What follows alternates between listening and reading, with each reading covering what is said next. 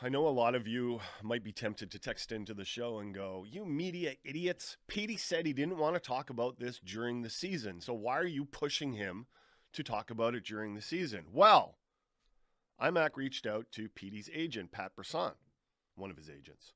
And Brisson told Sportsnet it's possible that they could negotiate during the season. He said, "I can't say whether it will be in 2 weeks or 2 months, but negotiations could definitely still happen this season.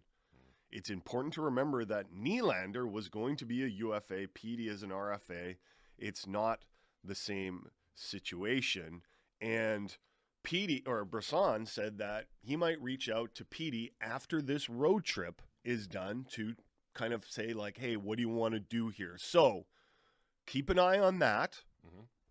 And I think there's something to the fact that the Canucks are starting to put a little bit of pressure on Petey to start talking, especially ahead of the trade deadline. Which, listen, let's play this out a little bit, because I have to say that it does kind of irk me each time we hear each side spin the difference between Nylander and Pettersson, because while technically true that Nylander was a UFA and Petey is an RFA, and there are differences in that, we all know that Petey, if he wanted to, could force his way out this summer.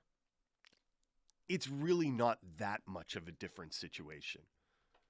Petey could just say, "I'm going to take my qualifying offer, and then I'm going to UFA," and then you have to trade him, right? Petey is in as much of control of leaving Vancouver as Nylander could have been in Toronto. Agree or disagree? It's the old Matthew, right? The old Matthew Tkachuk. Yeah, exactly.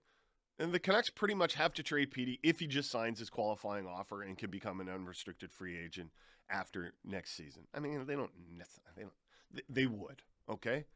Let's face it, if you're Alvin, you'd really like to know what Petey's going to do before you embark on any other significant moves.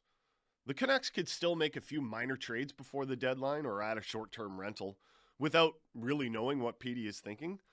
But a lot changes if Petey suddenly doesn't want to be a Canuck anymore. In fact, if Alvin learns Petey doesn't want to be a Canuck after this season, it might make sense to go all in this season while Petey is still on the team, which is probably why you're starting to see a little bit of, again, very careful public pleading from the Canucks to get Petey to the negotiating table. I think they just want to have their stance out there for everybody and anybody to know. I mean, and it's aside from leaning on them to actually get the negotiations started, the messaging has remained pretty consistent from the Canucks side of things, is that the ball is in Petey's court. I mean, the Canucks may as well acknowledge it. They can, quote-unquote, pressure him or lean on him or maybe force Brisson's hand. But the reality of it is they know, and everyone knows, that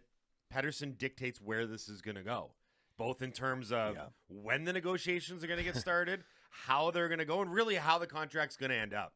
And if there was ever more glaringly obvious, it happened in the 7 games that this team has played since the calendar turned to 2024. Because since that's happened, and since he's been reunited with the Lotto line, Pettersson has 9 goals and 14 points in 7 games.